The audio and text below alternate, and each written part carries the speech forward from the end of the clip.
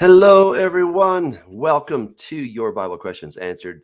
I'm looking forward to getting into the questions. There look like some great questions today. Wow. You guys keep raising the bar, you keep making the questions harder, which, is just more fun, I suppose. I'll do my best to answer them as always. I just want to remind you that Passover is coming up. Really excited about that. We are going to be celebrating it April 15th at the Way Congregation. So if you can join us, please go to thewaycongregation.com and you will see a little thing at the banner at the top for instructions on how to get tickets to that. We try to keep it as affordable as possible, but we have some real costs, and so we have to share those costs. If money is an issue, come talk with us, and we'll sneak you in the back door. But if you can afford it, we do appreciate it, so we can just kind of cover all those costs. All right, let's get into the questions. I can't think of anything else important to say, so let's just jump right in. The first question is coming to us from Courtney Earl. She says in Genesis 25:8, when Abraham died, it says he died in a good old age and was gathered to his people. What does this mean? All right, Courtney, there's really two possible answers to this. One, you had the tradition, the cultural tradition, where you would put somebody in a tomb, their body would then decompose, and then you would go in later, maybe 3-4 years, I don't know, how many years later, and you would literally gather the bones together and kind of put them in the corner, and then you'd put the next guy in there, or woman, or whoever, and they would literally be gathered together. So that's one interpretation. That's a little more sort of archaeological interpretation, okay? And then the other one would be that he was gathered to his people. In other words, he was gathered to those who had died before him, not the dead people, but those living in the faith, and that they went all to the same place, namely, they went to Sheol, okay? They went to the grave. And of course, there is some question as to whether people are conscious or unconscious. I tend to lean toward the idea that they're unconscious. Now, I know that in Luke chapter 16, Jesus specifically talked about Abraham's bosom. I tend to interpret that as a parable, though I wouldn't die on that hill. But that's typically how I see that, is that Jesus was giving a parable. He was trying to make a point about the beliefs of the Pharisees versus actually teaching about everyone hanging out next to Abraham. Okay. So, but again, I could be wrong on that one. So a little tricky. So when we look at the life of Samuel, or the death of Samuel, right? Saul was able to raise him, but he was kind of upset about it, that he was disturbed from his sleep. We know that Daniel was told that he would sleep in the dust. So exactly where or what was happening, we're not entirely sure, but it would seem that Abraham was gathered to those who had died in the faith before him, and he was going to be with them. So I hope that helps. Okay. All right. Very good. Let's go on to Suzanne. She says, concerning Numbers 24:7, do you believe that should be translated as Gog instead of Agag, like the Septuagint suggests, and most rabbinic opinions suggest? Also, wouldn't you agree that all of Numbers 24 is messianic second coming prophecy? Agag doesn't make a lot of sense if talking about the last days. Am I wrong here, or am I on the right track? Very thankful for your expertise and judgment. Thank you, Doug, for all you do for all of us. Okay, thank you, Suzanne. I appreciate that. Let's take a look at Numbers 24. All right, let's open that up. Numbers 24:7. All right, so he shall pour. Let me make sure I'm sharing this with you guys. Hold on. I'm also the producer, so this is exciting. Okay, so he shall pour water from his buckets, and his seed shall be in many waters. His king shall be higher than Agag, and his kingdom shall be exalted. All right, so let's kind of zoom in here. Speaking of zooming in, I'm going to make that a lot bigger. All right. So here's the Hebrew word, me agag. All right. And when we take a look at this in the Septuagint, and let's see here. Here it is. The versification's off, sadly. So here you have the word Gog. All right. So yeah, that's how they decided to translate that or transliterate that. I have a whole section in Corrupting the Image, Volume 3 on the name Gog. And when I was considering this passage, I felt, in my scholarly opinion, I just felt that there wasn't solid linguistic evidence to really go with this. I can clearly see what the Septuagint is suggesting. And when I was writing the book, I just felt like it was, I didn't have enough to really latch onto to make a clear, definitive statement. So I really can't give you one here. So that's the problem. Now, your second question, is this talking about the second coming? Well, possibly. God brings him out of Egypt. He has strength like a wild ox. I mean, who is he talking about? Well, apparently he's talking about Israel, right? I mean, I think that this is what the whole prophecy here is about Israel. Whether that is about this second coming, I think you could make a case for it. I don't know that you could absolutely prove it. Now, certainly we have a messianic reference right here in verse 17, a star shall come out of Jacob. This is clearly talking about the Messiah, okay? So out of Jacob, one shall have dominion to destroy the remains of the city. Okay. And then he looked on Amalek and took up his oracle and said Amalek was the first among the nations. Okay, so he does throw something in there. I wouldn't say that the entire chapter is about the second coming, but it's certainly prophetic. It's talking about the Messiah and that this one coming out will have dominion. So that's really is pretty much as far as I can go on that. I don't know that we would be justified in arguing that there's more. Okay, I'm not saying there couldn't be, but I don't know. I would be hard pressed on that. And as far as the word agag or gog, it was just really hard to make that decision. So I decided to not make that part of my discussion on the name Gog, since it's a little bit questionable. All right.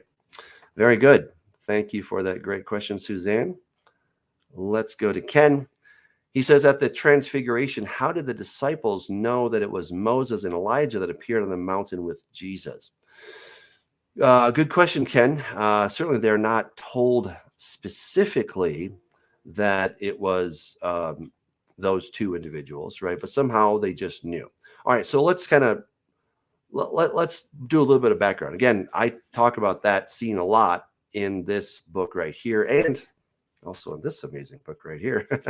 So here's what's so interesting, but really in Corrupting Image 3, okay? If you have to decide between the two, I don't know, I'll get both, but I'd probably go with 3, okay? Because there I talk about the two witnesses, and it was the universal Jewish belief that Moses and Elijah would come back before, or would come back, at the time of Messiah. So here comes Messiah, right? In his first coming. And guess who shows up? So it's very possible that when they saw these two individuals, they were thinking, well, it's going to be Moses and Elijah. I mean, everybody knows that. So who else would show up with Moses and Elijah? I would suspect that's probably what was going through their minds. So rather than turning to some kind of a supernatural interpretation to begin with, I would say that they already had this cultural expectation that Moses and Elijah would come back with the Messiah. So that's probably number one. Now, number two is a lot more speculation, which is that perhaps, maybe, somehow in the spirit, because they were in this, supernatural experience, right? They were seeing Jesus transfigured. Here are two heavenly beings that show up. Could it be that somehow this energy, this power, this this knowledge just imparted something to them?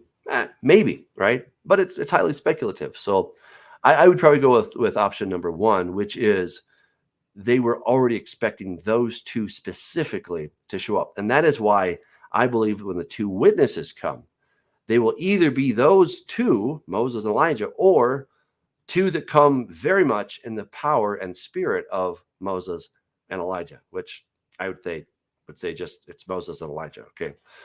So yeah, that would be my take on that, Ken. So very cool question. All right, this is a question from Jamie. Shalom, Pastor Doug.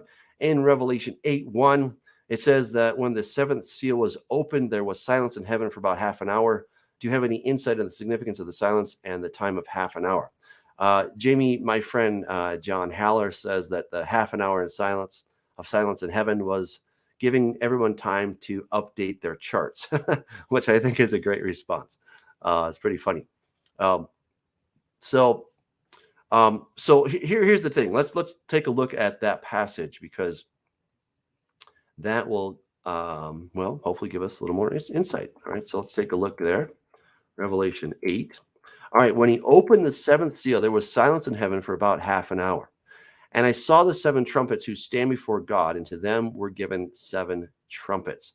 Then another angel, having a golden censer, came and stood at the altar. He was given much incense, that he should offer it with the prayers of all the saints upon the golden altar which was before the throne. All right, so let me back up just a little bit.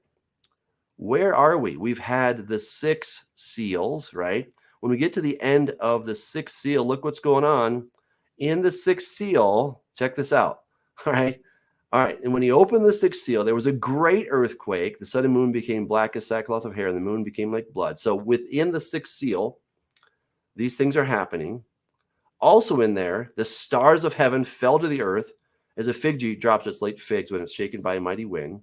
The sky recedes as a scroll when it's rolled up, and every mountain and island is moved out of its place. And then in the time of the sixth seal, the kings of the earth, the great men, the rich men, the commanders, the mighty men, every slave and every free man hid themselves in the caves and in the rocks of the mountains, and said to the rocks and mountains and rocks, fall on us and hide us from the face of him who sits on the throne and from the wrath of the Lamb, for the great day of his wrath has come, and who is able to stand? Now, if we just take their words at face value, they're saying, hey, we're dead.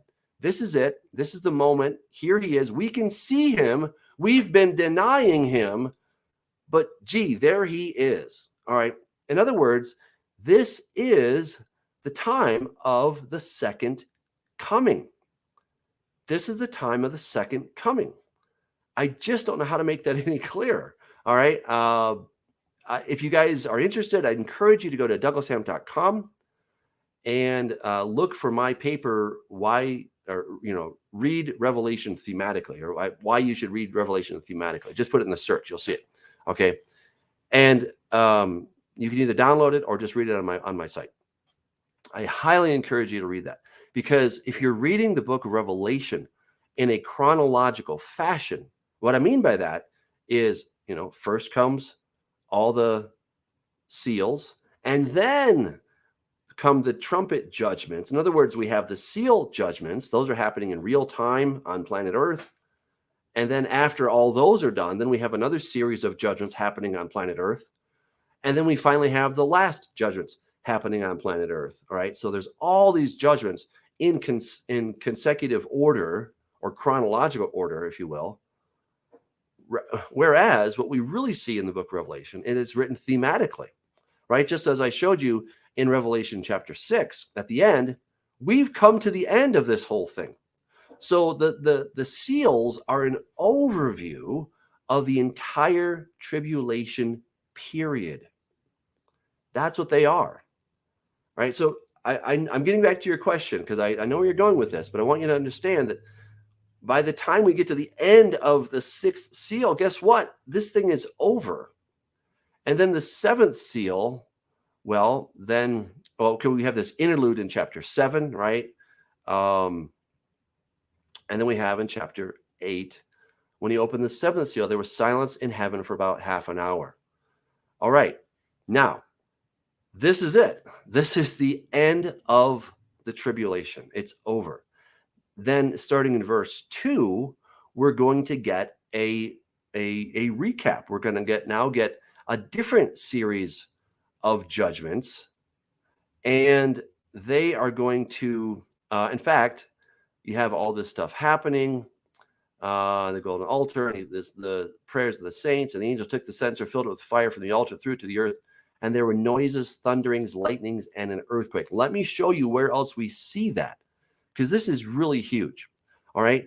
So when the seventh angel poured out his bowl, what do we see? Noises, thunderings, lightnings, earthquake. Similar, right? Very, very, very similar, in fact. And we also see this same idea.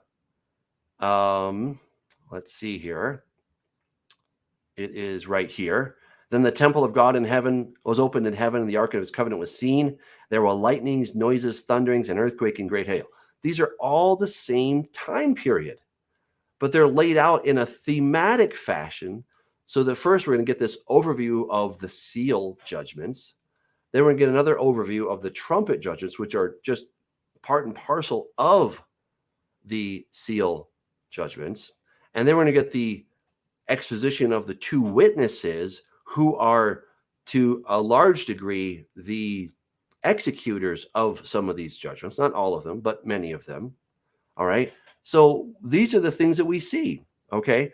And notice that it says the ancient nations were angry, and your wrath has come, the time of the dead, that they should be judged, right? Because we've come to the end.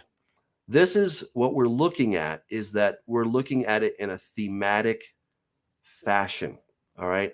I could go on because I wrote a whole paper on this, but I won't for the sake of time. But again, I really encourage you to go and check out my paper, Why You Should Read Revelation Thematically.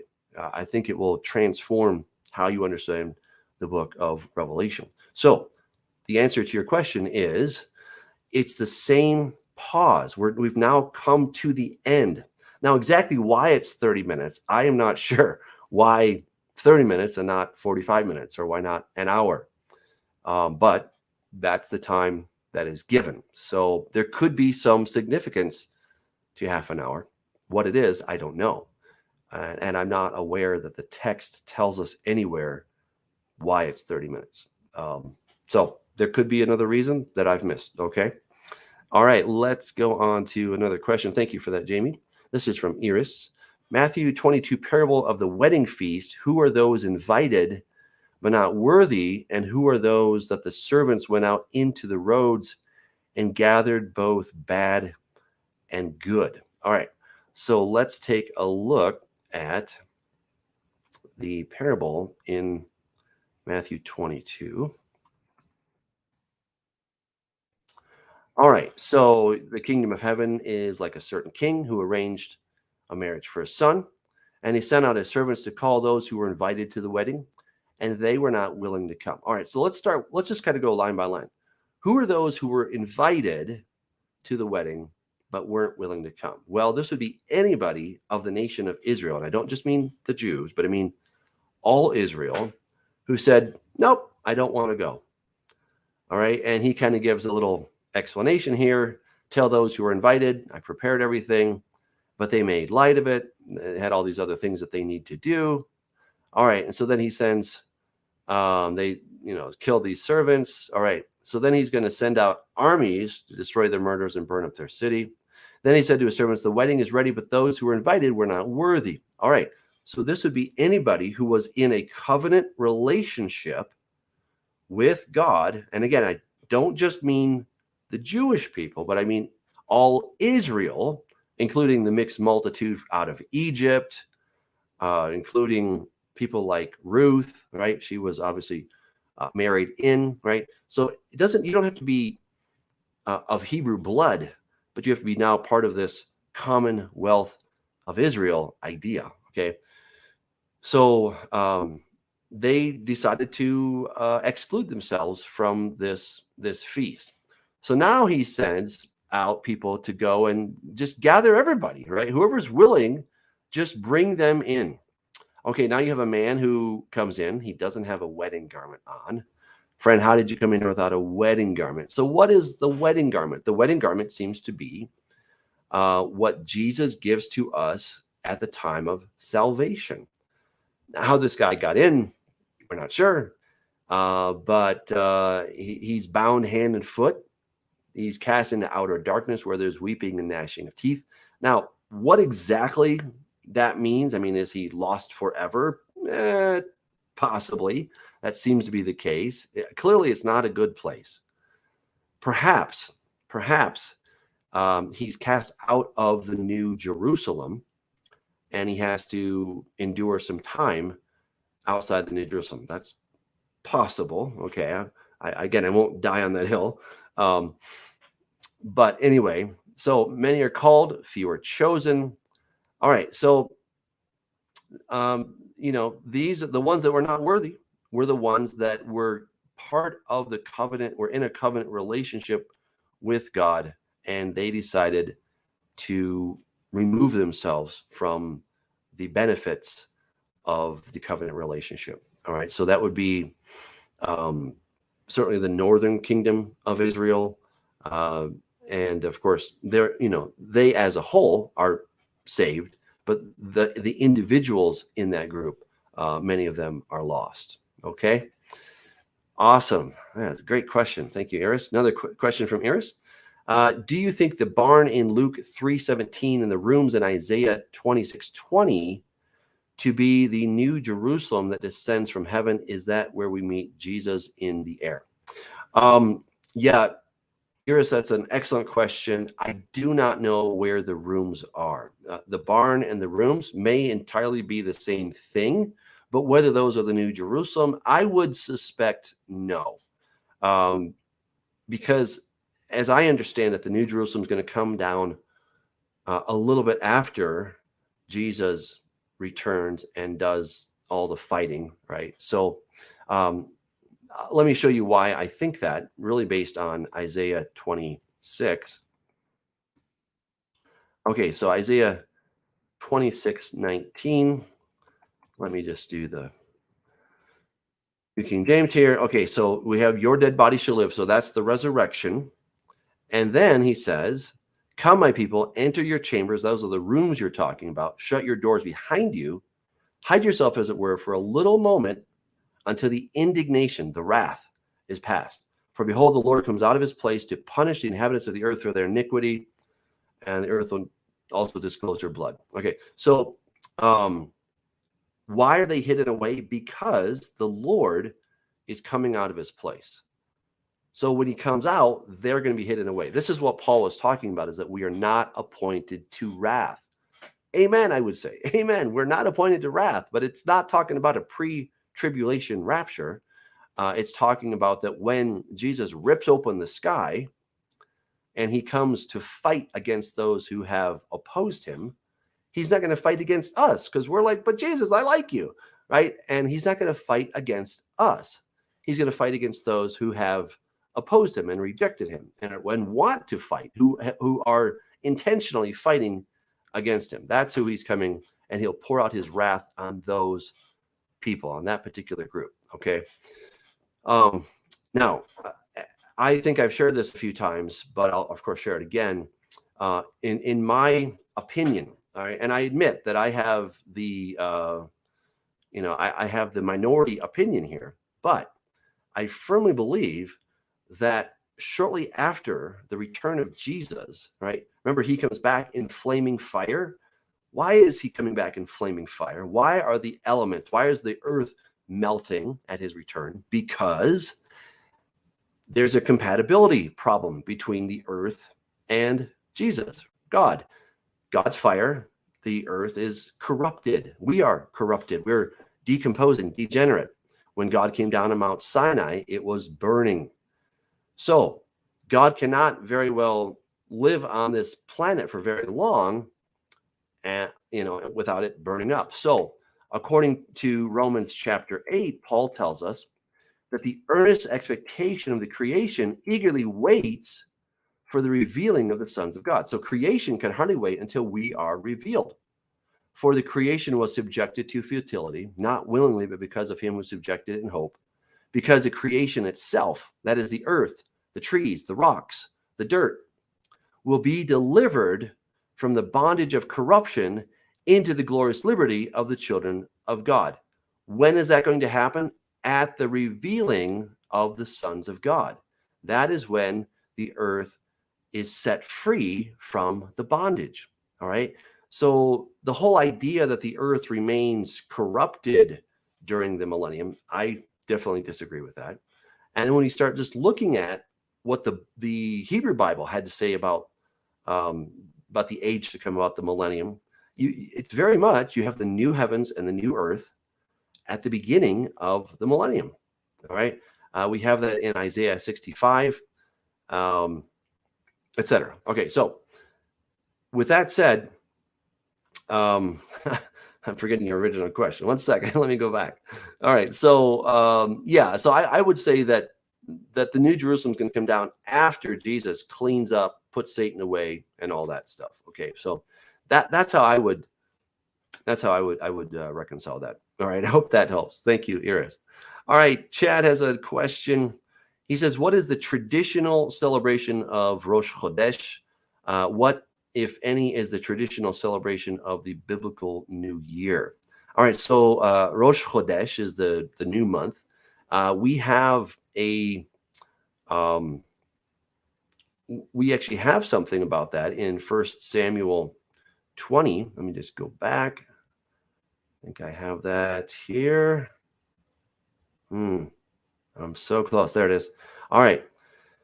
So it says here, 1 Samuel 20. All right. Verse 5. And David said to Jonathan, indeed, tomorrow is the new moon, Rosh Chodesh. Okay. And I should not fail to sit with the king to eat, but let me go that I may hide in the field until the third day at evening. All right. So just so you can see it, because it's a lot more fun when we look at it in Hebrew. David el Yochanan hine chodesh machar. Okay, so here, tomorrow is the moon, right? Or the month, or chodesh also is from the word chadash. Chadash means new. So this is talking about a new moon, a new month, right? And a chodesh is a month. All right, so tomorrow's the new moon, the new month. And what did they do? Well, apparently they sat down for kind of a big community meal. No, probably not everybody, but certainly the king and David was expected to be there. And because it was the new moon, this is apparently what they did. All right. Now, we're not instructed in the Bible what to do. It doesn't say what to do. We can only see what David did. And to my knowledge, that's the only reference that there is of any kind of a celebration on a new moon, which is just basically getting together for a meal. We were actually doing this some years ago at the Way congregation. It's tricky, to be fair. Everyone has very different schedules. Unfortunately, our community is very spread out. And so getting together as a community seems very challenging for the new moon. So we try to work that in at the Way. And just we have it on our calendar, just let people know, hey, it's the new moon. Since there is no specific instruction, no specific mandate that God gave, we do very little, to be honest. Now, I'm not aware of any rabbinic teaching on that. It doesn't mean there isn't. I'm just not aware of it. So there could be something more that some of the rabbinic Jews would do. So that's all I can say. All right, good. Thank you, Chad. Another question. So a couple weeks ago, my son asked about new heaven and new earth, and then if God's down here, what is in heaven? But you explained the veil good. I went over that with him, but he says he didn't answer his questions with what is still in heaven. All right, I'm going to put it really simple for Chad's son. What is in heaven? The sun, the moon, the stars, the galaxies, right? The entire universe that is just waiting to be explored. All of that is still going to be in the new heavens. Why is it new? Good question. Well, just like we have a new earth, but understand that the new earth is going to be this earth without the degeneration, without the corruption, without the decomposition. All right. So Chad, maybe you want to just share with your son that everything falls apart, right? And you can maybe share things like the house falls apart and the car is falling apart and we're falling apart, right? Everything wears out and the entire planet is wearing out. In the new planet, the new earth, it will no longer wear out because that element, that state of degeneration will be taken away. And that will be the same for the new heavens.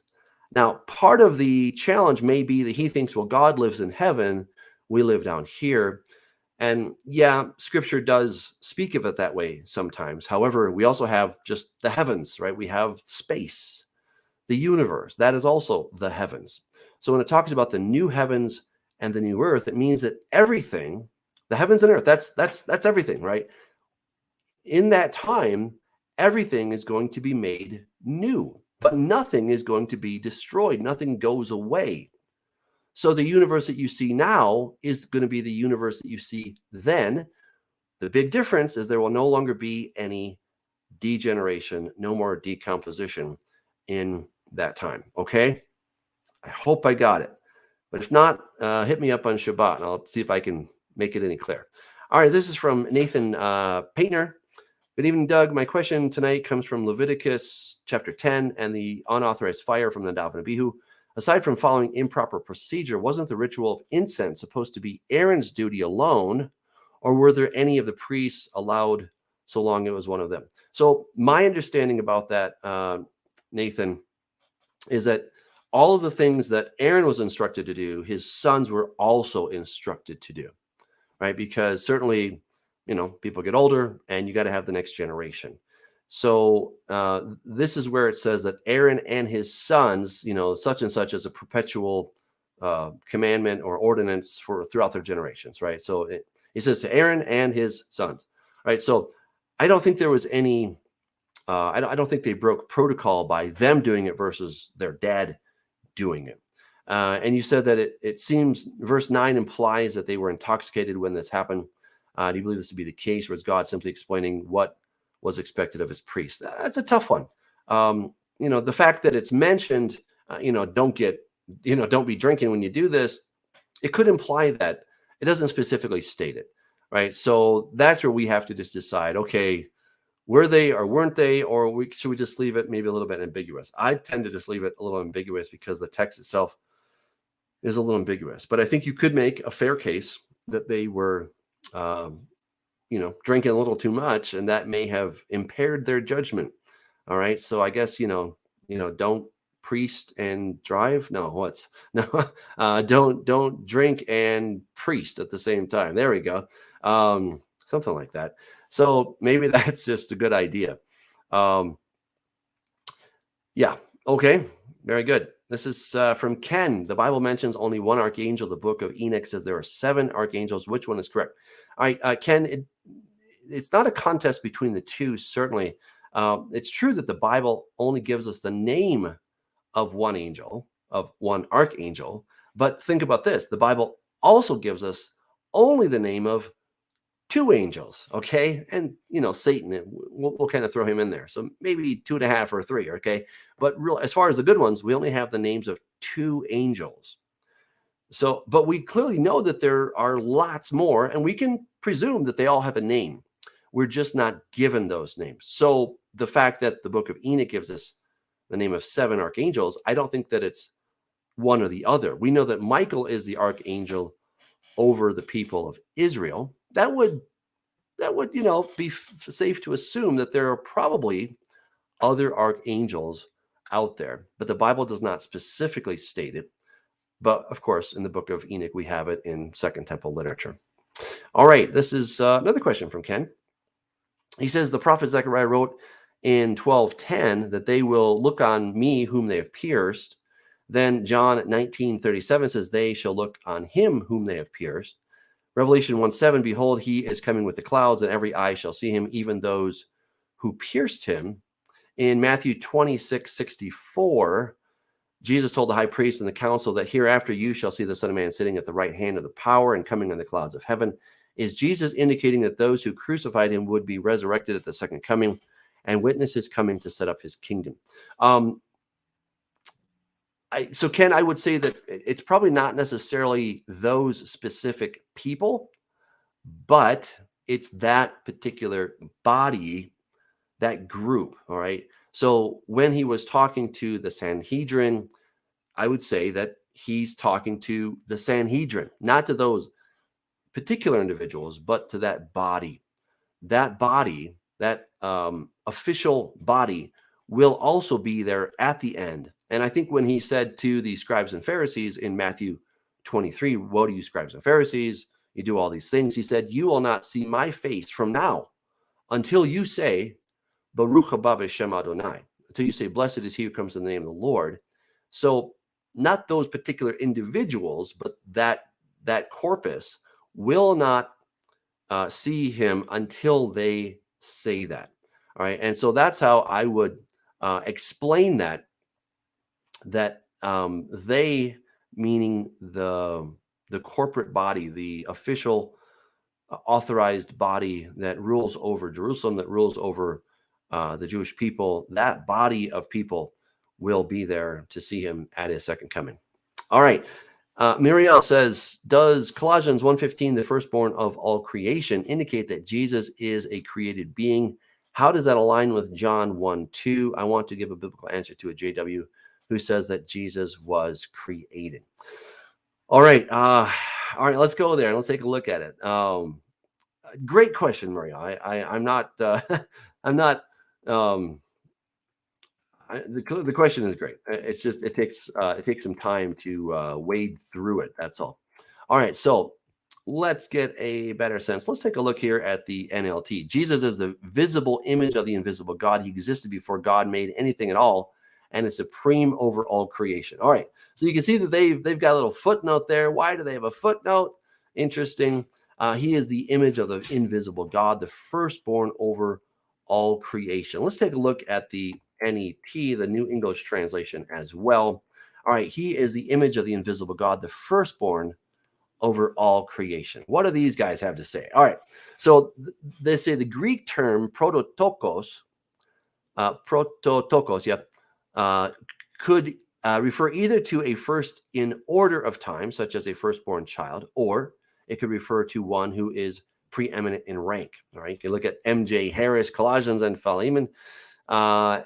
Expresses the meaning of the word well. The firstborn was either the eldest child in a family or a person of preeminent rank. The use of this term to describe the Davidic king in Psalm 88:28, I will also appoint him my firstborn, the most exalted of the kings of the earth, indicates that it can denote supremacy in rank as well as priority in time. But whether the proto element in the word denotes time, rank, or both, the significance of the tokos element as indicating birth or origin from tikto, that's from TikTok, right? No, just kidding.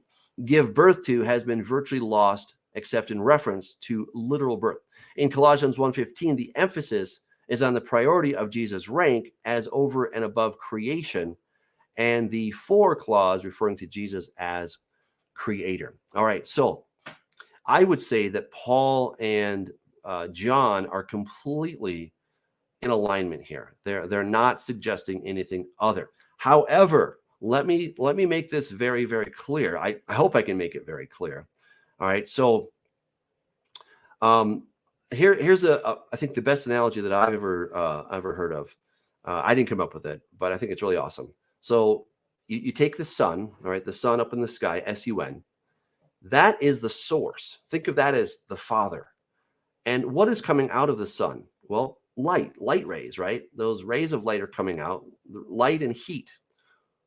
Could we see the sun without the rays of light? No, we could not. It would be invisible to us. It's the light that makes visible the sun. But the rays of light are dependent. They are coming from this source called the sun, right? So I hope you can see where I'm going with this. So Jesus, he told us very clearly, he says, I'm not first, the Father is, right? He's above all things. And he is coming out of the Father. Think of it like a reflection. When you go and look at yourself in the mirror, the person in the mirror is who? Well, it's you, of course. They do everything exactly the way that you do it, right? You go up, they go up. You go down, they go down. Precisely. A perfect representation of who you are is that person in the mirror. But the person in the mirror could not exist without you. So when I look at myself in the mirror, and I go like, wow, hey guy, the guy in the mirror, he says it back to me exactly. He's the perfect representation of me, but he's not me. And if I were not where I am, then he would not be there. He's only there because I'm there, but he makes me visible. So again, I know it's an analogy, but I think it comes pretty close to explaining this relationship between God the Father and God the Son, and we can suggest that the energy coming from the Son, the heat, would be like maybe the Holy Spirit. Okay, but that's another discussion. So just understand that Jesus is making the Father visible. So if Jesus were created like the other angels, then that means there could have been no, or there could be no expression, no image of God the Father. But Jesus, rather than being created, he is perpetually generated. And there's a huge difference. And what is the word generated? Genes, right? Monogenes, the only generated or only begotten. So he is the one who is preeminently coming out from the Father and expressing the image of the Father. So he's not created, but he is dependent and he is generated. I'm putting that in quotes just to kind of get a sense here that he is generated. But just like the light rays have always been coming from the sun, so too Jesus has always been generated from the Father. Okay. I do a teaching on this. I think, okay, it's called, it's on my YouTube channel, Triunity or Trinity. Just put that in for my YouTube channel and you'll get that video. And I go into all kinds of detail on that. Okay, so check that out, Marielle. Thank you for that question. Let's get to our next one. This is from Matthew. All right, firstborn of our crush. All right, I'm going to keep moving. This is from Ed, speaking. Colossians 1:15 says that Yeshua is the image of the invisible God. Should we then assume that every instance in the Old Testament where man was seeing the image of God, such as Adam, Abraham, Moses, they were seeing Yeshua, otherwise God would not be invisible, as Paul states? Yeah, I think that's pretty fair to suggest that. So I'm going to say yes, okay? Especially based on the question I just answered. All right, thank you. All right, this is from Christine. Shalom, I'm sorry for the length of this. I put multiple questions here. Do you know why in Ezekiel 37:24 it says that David will reign as king, and then in the next verse, Ezekiel 37:25, it says he will be a prince? All right, let's take a look at Ezekiel 37:24 and 25. And make sure you guys can see it so that we're all on the same page. All right. So my servant David will be king over them. There will be one shepherd for all of them. They will follow my regulations and carefully observe my statutes. They will live in the land I gave to my servant Jacob, in which your fathers lived. They will live in it, they and their children and their grandchildren forever. David, my servant, will be prince over them forever. All right, so different ways to understand this, and I'm a little hard pressed, frankly, to understand. Is it talking about David the man, or is it talking about the son of David, hence Jesus? I think you can make an argument for both. All right, so, but I do believe that David the man will have a role to play, and this very well could be what that's talking about, or it could be that he's going to be a king, but then he's going to be a prince. It could be that maybe there's two understandings here. It's not easy to pin this one down, unfortunately. So I'm going to have to leave that one a little bit fuzzy. I do apologize. Let's get to verse 2. Do you know when David will be reigning again? I've heard it will be that he is reigning alongside Jesus in the millennium. Is there a scripture that says this? Well, as far as, and this is your next question, you thought all Christians were going to reign in the millennium. And I agree with you. I agree that all people who are part of the covenant of Abraham, Isaac, and Jacob are going to be there in the millennium. That would certainly include David. And depending on how we want to understand Ezekiel 37, that would suggest that, yeah, maybe King David, the man, has a special role, a little different than other people. So, yeah, as far as there are specific scripture, well, probably Ezekiel 37 would be the place that it's actually talking about. And then you go on, you say, do you think women would also reign? My understanding is God's character is he prefers women to be in a more submissive type role. I know this request is probably too much to cover right now, but if you get a chance, would you make a timeline of how you believe events occur from the beginning of the 70th week? Yeah, that's in my book, I think, somewhere. I put it in there somewhere. Yeah, I got it in there somewhere. I know I made one. I just can't remember where it is. Will we ever get to rest in a state of eternal peace where we aren't ruling or reigning? And if we're always have still free will, is it possible that someone could sin and then starts all over again? All right, so no, it's not going to start all over again. That's the good news, Christine. All right, how do we know that? Okay, well, again, a lot of your questions I am going to answer in Corrupting the Image 4, which I have started writing, but it's on the shelf right now. Okay, so I need a little break, right? But I hope to get to that one in the next year or two. So pray that I'd have the time to get to that. All right.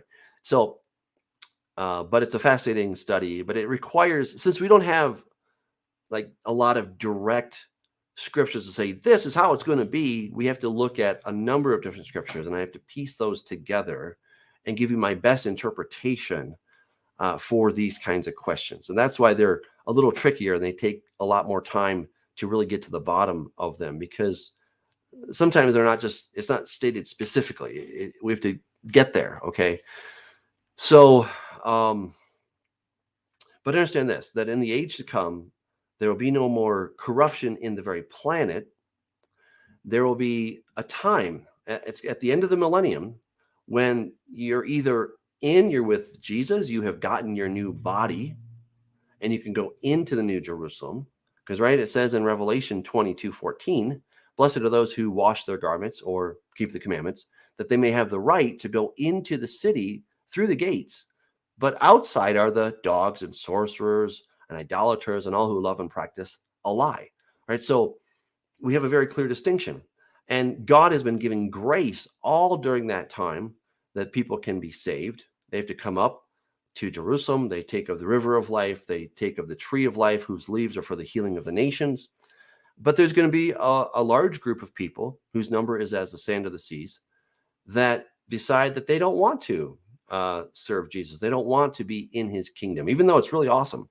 But they've decided that they don't want to do that. And so at that point, at the end of the 1,001st year, I explain all that in Millennium Chronicles, and I'm going to talk about it in Corrupting the Image 4, is that will be the deciding factor when the clock runs out, the protective barrier that they had protecting them from God's fire runs out, and God's fire comes down and consumes them. So that will be the end of those people. Now, they're gone. So everybody else who's left has done what? They have opted in to God's kingdom, right? The other people that were lost, they opted out, right? So if you've opted in, well, guess what? There's no more corruption of the planet. There's no more corruption in us. There's a crazy abundance of everything. So it's not that we don't have free will, but we have a couple things. We have experience. We know what it's like to be on the bad side, and we're like, don't want to do that again. It's kind of like, somebody who spent 30 years in jail, and then you give them an option. Do you want to go back to jail, or do you, like, I don't know, I want to be free, right? So we're not going to choose the evil again. Also understand this, that the tree of the knowledge of good and evil, that negative option is no longer present. So that's the huge thing. The negative option is no longer an option. God had to put the negative option, the evil option, in the garden so that our decisions would actually have real value. But all of us, by that time, by the end of the millennium, have made our decision. We have exercised our free will. We had evil options to choose. And once Satan is done away with and all of that other stuff, then there's no longer any negative option. Okay. So if I put 10 dishes before you on a 10 dishes before you on a table, and they're all really great, there's no wrong option, right? There's no wrong option. But then if I put 9 dishes that are wonderful and I put one over here that has cyanide, I'd be like, don't eat this one, right? So basically in the millennium, that cyanide option is gone and you have only the remaining good options to choose from. So therefore it'll be literally impossible to choose evil because the evil potential is not there. All right. So I know there's a lot there. I'm really trying. Okay. Very good. All right, good. Let me get to the questions here in the chat now. Fantastic. Here's a question from Rob. Rob says, what are your thoughts in respect to chaos theory, chaos, and the Christian view? Okay, Rob, I have not read whatever this book or article that you are referring to. So I'm not able to answer with any kind of an intelligent sense. Okay, so I'll have to leave it there because I've not read that, so I really can't say. But I think a lot of science is cool. This may be one of them. Okay, Scott says I really enjoyed your show with Derek, Dr. Doug. Thank you, I appreciate that so much. All right, this is from Sir Black. Hi, Doc Hamp. What is the meaning of Matthew 18:18, and how can it be applied practically? I'm really curious about this. Let's go there to Matthew 18:18. I tell you the truth, whatever you bind on earth will have been bound in heaven, and whatever you release on earth will have been released in heaven. All right, so a lot of times people get the sense that whatever Peter or Christian can say, I'm going to do this, and then God's like, oh, what did you say? Oh, I've got to go and then make arrangements. But he's saying, look, what you bind on earth will have been bound in heaven. In other words, that has already been done before you do it on earth. It has already been done in heaven.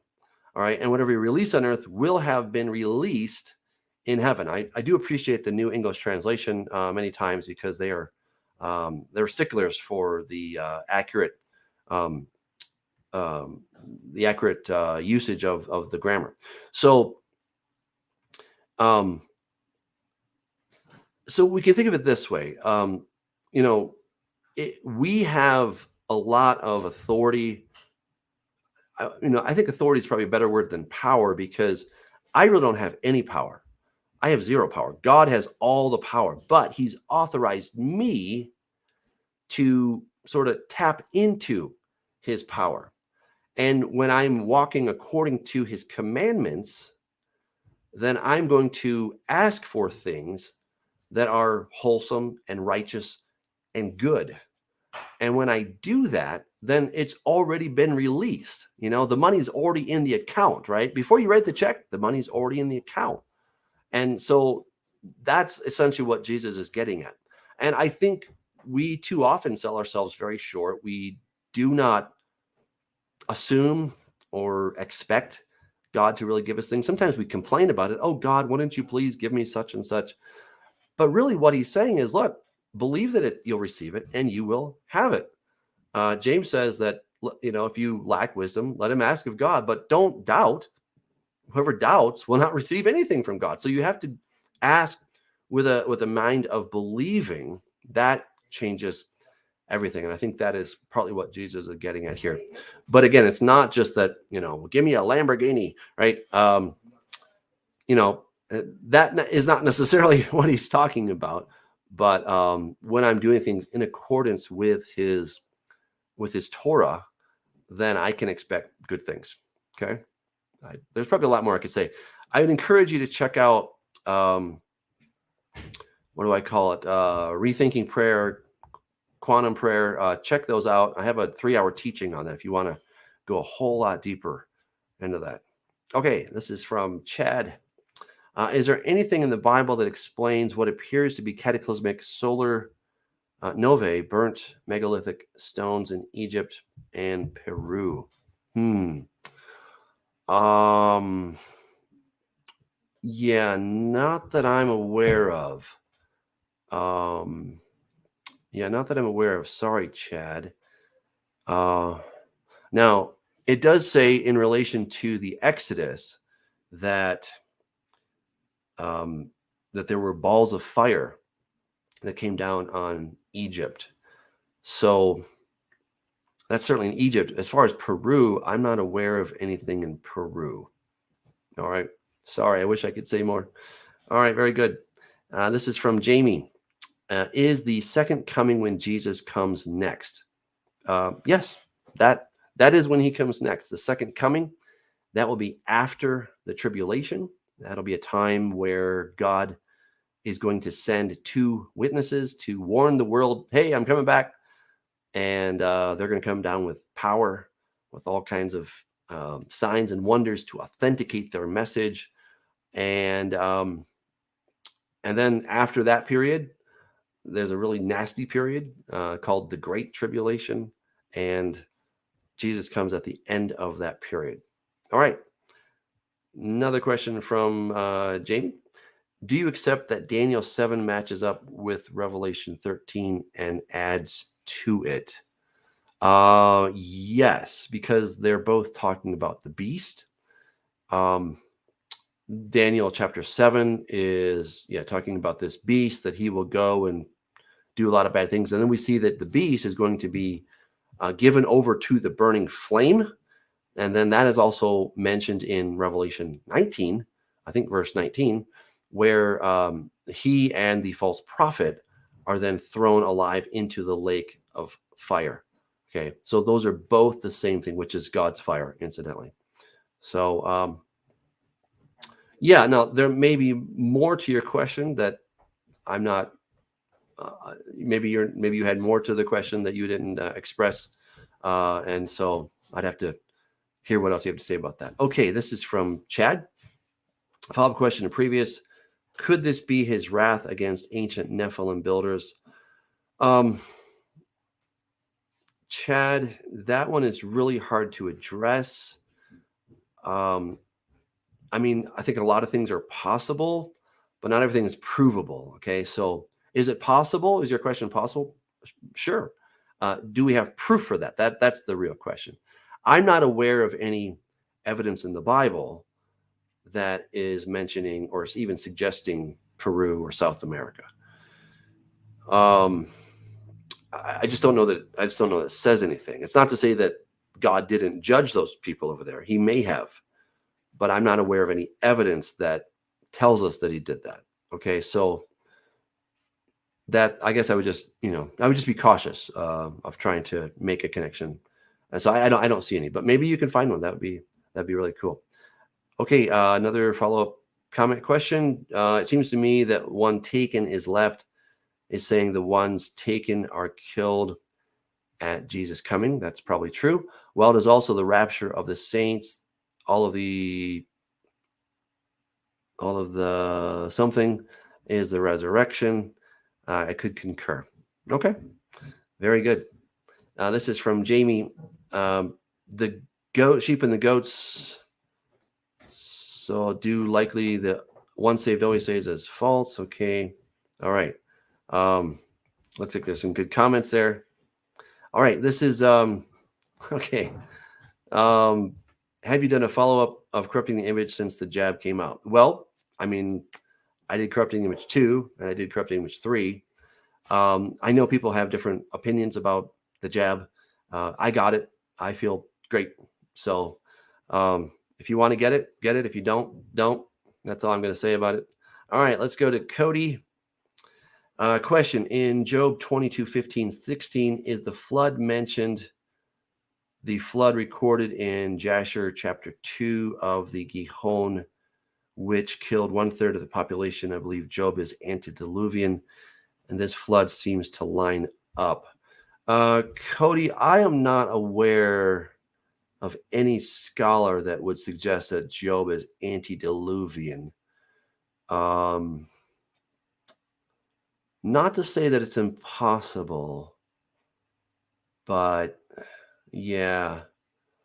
Another thing that would suggest that it's not antediluvian is in the book of Ezekiel. God is talking about 3 righteous men who would be the only people that would escape, and he says Noah, Job, and Daniel. So the fact that he mentions Noah, then Job, would suggest that Job came after Noah, and since only 8 people got out on the boat, and obviously Job was righteous, that means that he didn't, he didn't make it. So I don't know. That seems a little bit of a lot of a stretch, actually. So, but let's take a look at the text. That's a great place to start. So Job 22:15.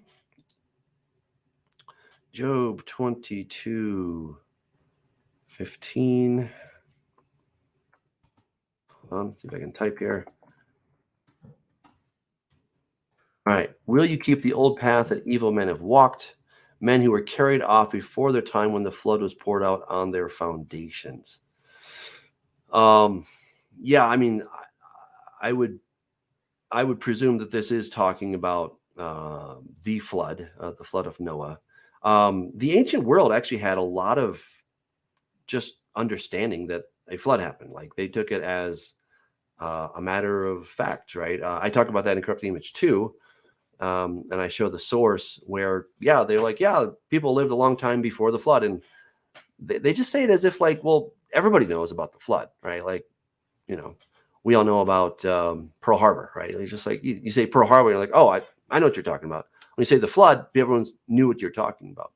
So the way I would read Job 22:15 is that this is happening after the flood, but it's referencing the flood as if it's just a well-known fact. Okay.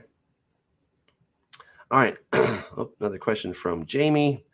Righteousness by faith imputed or imparted? The one thrown out is down. Well, I think righteousness is lived out. I don't know that it's either imputed or imparted. I mean, I know the whole discussion that Jesus, his righteousness was imputed to us on the cross. I get that. We are saved by grace, but we're also told to live out our righteousness. And Jesus doesn't do righteousness for us. He's forgiven us based on his righteousness. I don't know. I just have trouble with the whole, his righteousness is imputed to me. Because then what happens is it turns into this doctrine that, it's like Jesus takes a bucket of paint of righteousness and just pours it over you. And he can't see all the nasty things you do. But clearly he can. I mean, he talks about it so many times throughout the Gospels, throughout the book of Revelation. He sees our actions. So I don't know. It just makes for a really weird doctrine when it's taken too far. I get the basic idea, but I think it can be taken really way too far. So the one who lives righteously is righteous, right? I mean, that's what it says in Ezekiel. Paul in Romans chapter 2, right? The one who does righteously, the one who does the Torah, that's the person who's saved, not the person who just hears about it. So I don't know. Okay. All right. Let's get to another question. In the parable of the wheat and tares in Matthew 13, it says, while men slept, the enemy sowed bad seeds. Who are the men who slept? Well, again, it is a parable. So I don't know that we could say, well, this group is particularly sleeping, but I think the people who are sleeping are the good people who love the Lord. And the bad group in this parable is the devil, right? So while people were not expecting it, while they were not looking, the devil was doing his bad stuff. Okay. All right. Thanks, CC. Okay. Some prayers. Good. This is from Cody. Is Amos 3:12 speaking of a future event during the second Exodus? Would this be during the day of the Lord? Let's take a look at Amos 3:12. All right. This is what the Lord says: just as a shepherd salvages from the lion's mouth a couple of leg bones or a piece of an ear, so the Israelites who live in Samaria will be salvaged. They will be left with just a corner of a bed and a part of a couch. Oh, yeah, that one's tricky. I don't know. I know a lot of people are well, the whole second Exodus discussion, it's a little, I don't know, a little complicated. So I don't have time for that right now. I do apologize, but I don't know. I'm not convinced that Amos 3:12 was talking about the time of the Lord. So, all right. Guys, I see there's a few more questions. We are really out of time. I just want to see if there's anybody, if there's another easy question here. Here's CZ. Nephilim might have built the pyramids, right? Well, maybe. I mean, we don't know. We don't know. That's part of the problem. All right. And the last question, don't write anymore. Is Psalm 91:12 the so-called rapture, when we are protected, Passover, when he destroys the earth with fire, the day of the Lord destruction? Psalm 91 speaking of second Exodus language. Well, let's take a look at Psalm 91:12. Psalm 91:12. They will lift you up in their hands so that you will not slip and fall on a stone. You will subdue a lion and a snake. You will trample underfoot a lion and a serpent. Yeah, I don't really think you can get the second Exodus out of that. Obviously, this is what Jesus, this is what Satan used against Jesus. This is very much a messianic psalm. So, I mean, unless we want to go for, multiple interpretations, which is possible, but I deal with that a lot in Corrupt the Image Volume 2. I go into a lot of detail about that particular passage. Too much to talk about on the show, but there's some really cool linguistic things there. You actually see the word peten, which is a cobra, which is the same as the word Bashan. They're the same word, same root. Bashan is a snake dragon, which is referring to Satan as the god of death. So very good. All right. Thank you, guys. Great questions, man. Some of them are just fantastic.